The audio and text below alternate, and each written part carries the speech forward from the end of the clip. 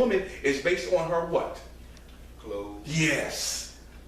Yes. What color she put on her eyes. Yes. Makeup. That's correct. That's right. And that's right. And everywhere you see on television, television ads, and newspapers, it's always projected towards that image thing in for that woman. Everything you see. But in the man, on the man's part, what do we see for the images for the man? Dog. But the cars, the clothes. You see how the enemy is flashing that stuff? And we accept it. Money, girls. There's the lie right there. There's the control mechanism. So if the woman is dressing that way because the enemy is telling her you need to dress this way because we know that your identity is in association of the way you look and how other people see you, then I know you're going to want to lose weight, all these things of that nature. So that man, when he sees that girl, she looks good, he's going to try to control her because now the image that he's getting, that he's supposed to have that certain type of girl. And that certain type of girl is trying to live up to the image that's being presented on the screen or in the newspaper or on videos. She's trying to live up there. So when that man comes along, he's going to try to control her because what society says, that's the kind of girl you're supposed to have, and she's going to do what I tell her to do. Man, thank you, Holy Spirit. I know I'm getting kind of holy here, but that's all right. All right, let's go down to, we ain't even got to talk about that no more, Brother Dwight, because it just explains itself about fearful aggression. Let's go down to A. Control is pervasive, and it is created. It has permeated masculine humility throughout the ages at all levels of society. Yes. Men especially, but not exclusively, have attempted to exert control over their environment, yes, social structure, and institution. Yes. They have tried desperately to exert control over their thoughts, yes, feelings, belief, and behavior of others, and also themselves. So it goes back to what I said earlier. Man, they want to have control of all this, but yes, the real issues that they need to have control of, they don't have it. They're not looking to. They don't have it. That's right. They're not trying to take control of the environment and make it better. That's right. That's right. Social thing, far as how they portray on media, what they hey, you shouldn't watch it and all that stuff like that. They just want to have more control. Yes. From a person. Yes. So it's telling us that control mechanism is in all areas of our lives, from your house to your job to the church. It's all there. The control mechanism is sitting right there. Because talking about institutions, that means all institutions across the board. Your church, your job, you can see it in corporate America every single day. It's a control mechanism. To get much, you can see it on Wall Street, how they trying to get as much money as they can get by selling stock, getting a nice home, getting the yachts. It's all about the control mechanism because money turns into power, and power turns into what? Greed, and greed turns into what? Control. There it is. Whoever has the money has control. There it is, and they have that power. That's right, and they can call their own shots, but they don't know that God said. You know, the scripture tells us that the man that had the barn, he said, I don't have enough room for all my goods, all my crops for this barn. I'm gonna tear down this barn. I'm gonna build me a new one, and I'm gonna sit back, drink and be merry. But what did Jesus say? When God came to visit him, he said, this night thy soul shall be required of you. And who's all the stuff that you did and built up? Who is that gonna be now? You see what I'm saying? Can't bring that big. You can't take things. Can't take it. That's right. Put your mind on earth. Heavenly things, that's right. What these can't break in and steal. That's right. Absolutely. Man, you getting it, boy. I'm loving it. I'm loving it, brother. All right, let's go down to C. Control is so pervasive that it is assumed to be a natural part of human behavior. See, because of the enemy and the subliminal messages that we're talking about and the social order. It is present in virtually all human interactions, which is true. It remains camouflaged, there's that word, the mask, and it escapes close scrutiny. It is the basis of all forms of domination, subjugation, territory, and competition. It has infiltrated every group, institution, and organization throughout history. It is the core motivation behind most decisions, most strategies within organizations. That's right. And that is so true. Yeah, it's the control mechanism. There it is. And that's why we see so many abusive relationships, because the society has projected that this is what you're supposed to do as a man, but then when the abuse comes, then there's a cry out, well, why are they abusing women? Why are they abusing children? Well, you as a society, I'm not saying you on YouTube, the viewers, but I'm saying us as a society, we have allowed this to go on for generations and generations and generations. It has become a part of a society. So we're crying out for something that we created. Sure. We created this monster. Sure. And now we want to fight back against it, because we have allowed the enemy to come in and destroy our thinking, because we have conformed to those images. Now when men use abuse, I'm not saying that it's right. No, it's not right. But we have allowed these things to come into our home, into our cars, into our schools, into our churches. Now that, and Bishop T.D. Jakes talks about this on a tape. He says there was a pink elephant, and it was very small, and these are problems. That's what the pink elephant is all about. And as that elephants get bigger, because we don't address the problems over generation, and generation as it's passed down. See the pink elephant. Yeah, the elephants gets bigger, and then when the elephants squirts his feces all on everybody gets mad. Why are you getting mad now? Because see, we have allowed it to go on for so long, and now it's not just the sports figures. Adrian Peterson, all these other sports figures that have had abusive relationships. All of them do, because they feel they got the money.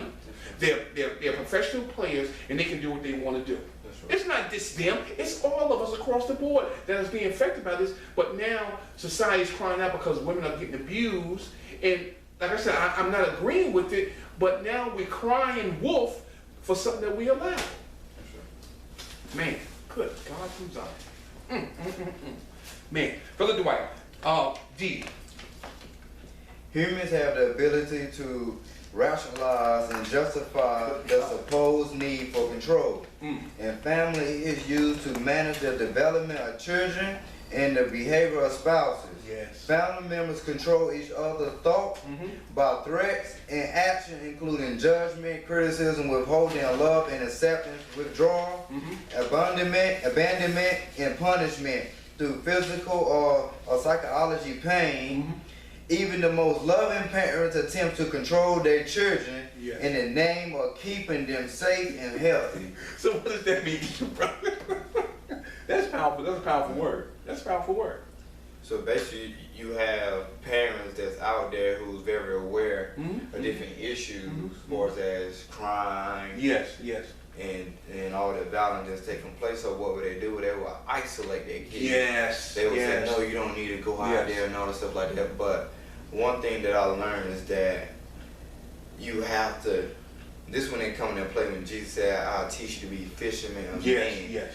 So at the same time, you may allow them to go out, but at the same time, keep that line there. What I mean by that is that expect them to make mistakes. That's the only way that they're gonna learn. Just as you did. Yes.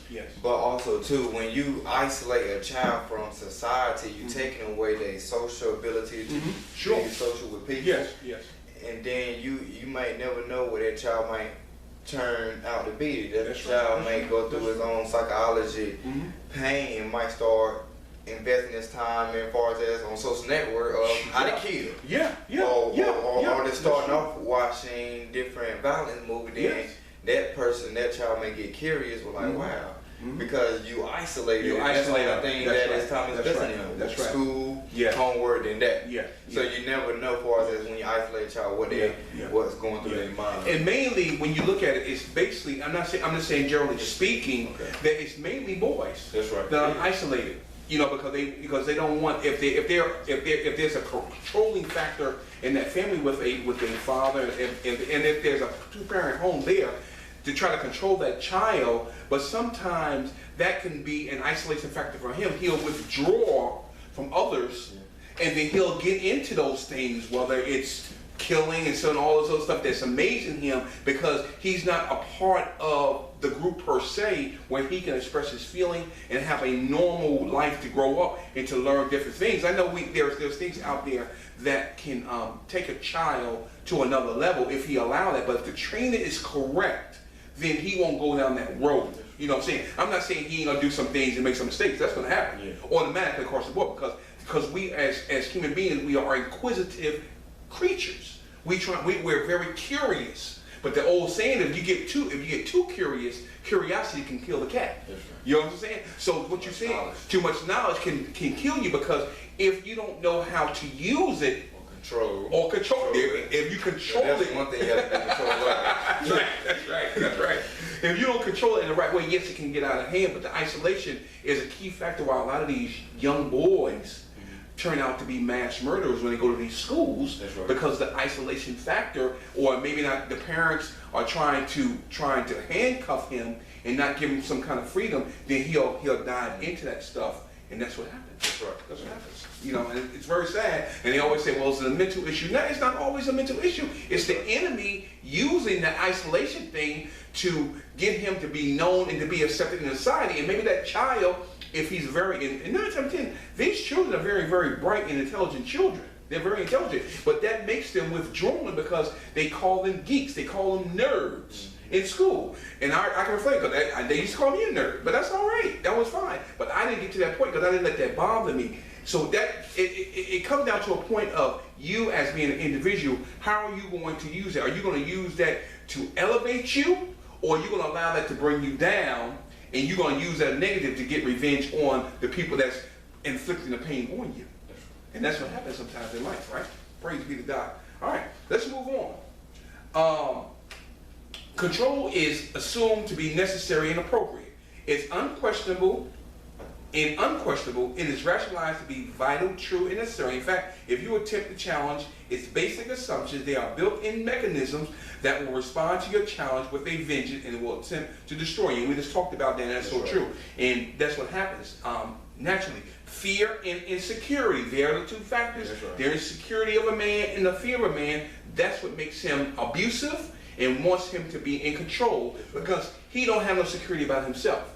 He don't know enough about himself because he's not sure of himself. So what he'll do, he'll use his physical prowess to intimidate either that woman or that child to do what he wants them to do to make him feel secure about himself as far as being a man.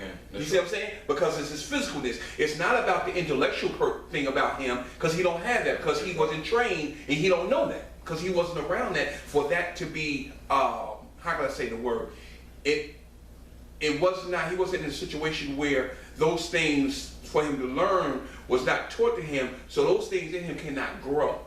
For him to come into an awareness of those things. So now you don't deposit something you can't. There you go. Exactly right. Absolutely. Perfect way to put that, Brother White. As soon as we were born, we begin to develop strategies to survive and stay safe.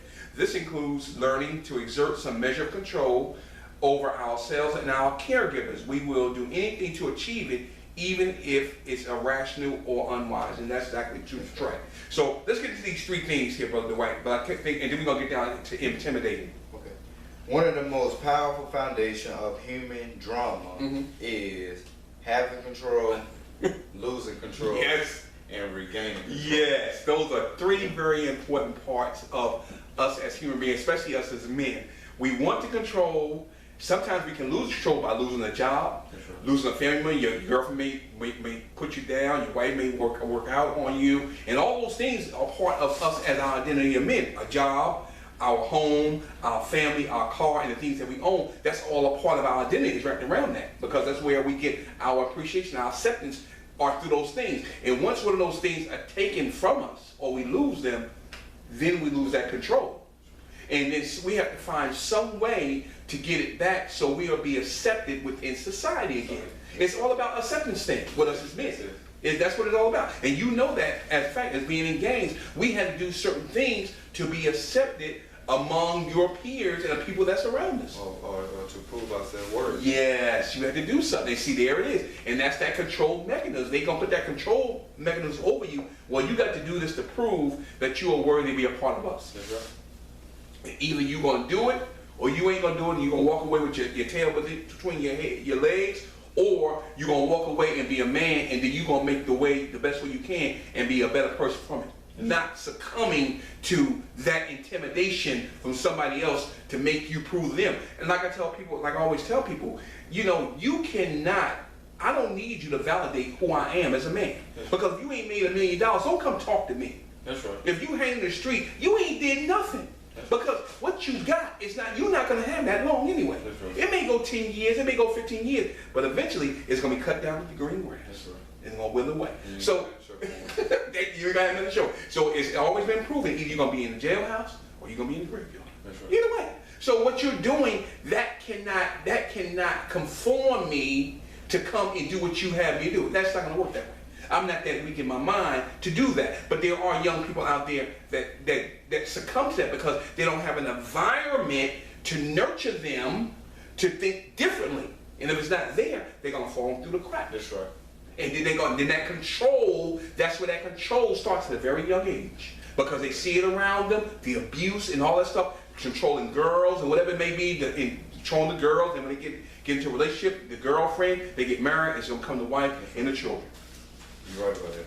Good God from Zion. Go ahead, Brother White, man. This is good stuff tonight. Control is an attempt to achieve safety. Mm-hmm. When we feel unsafe, we are anxious and defended. Yes. When we feel safe, we can relax and open. Mm-hmm.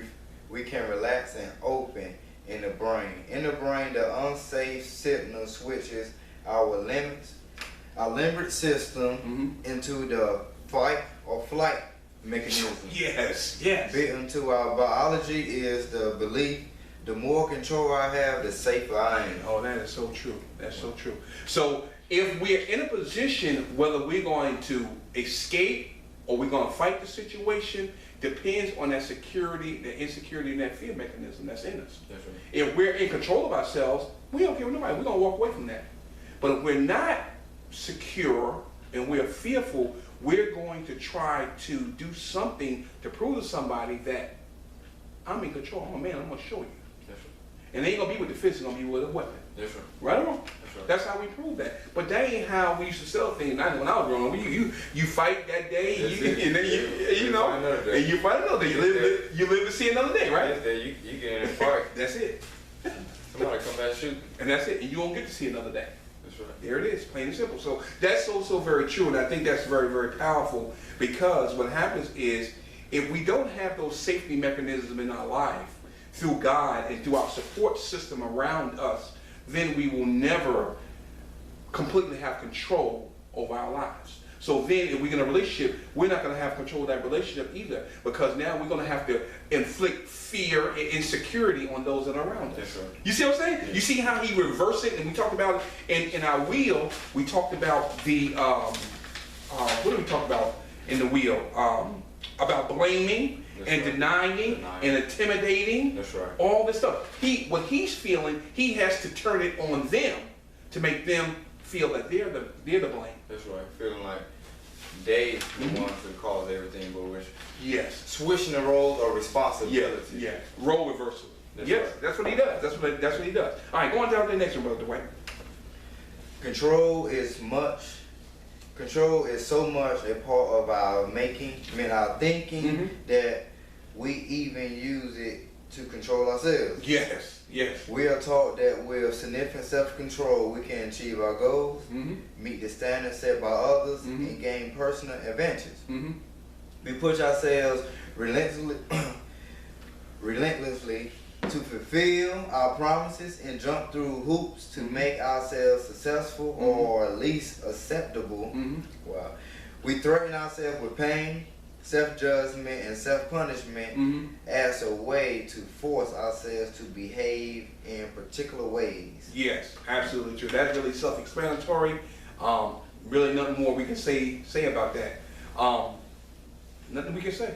Let's get down to intimidating, violence, violent, obsessive, the men who control women. I'll start off. We got 6 phrases. I'm going to start, we'll go back and forth with this, Brother Ray. But basically these things are basically self-explanatory. We talked about this on Tuesday night. One of the key signs that you might be in a dangerous relationship, because this is going to be our subject for next week. 16 signs that you're in an abusive relationship. Okay. Because this is going to be the tail end of the next broadcast. That's going to complete this series because we have to understand that there's some signs in there, male and female. That's right. And if you're not, and just like your aunt said, that some women will give in, but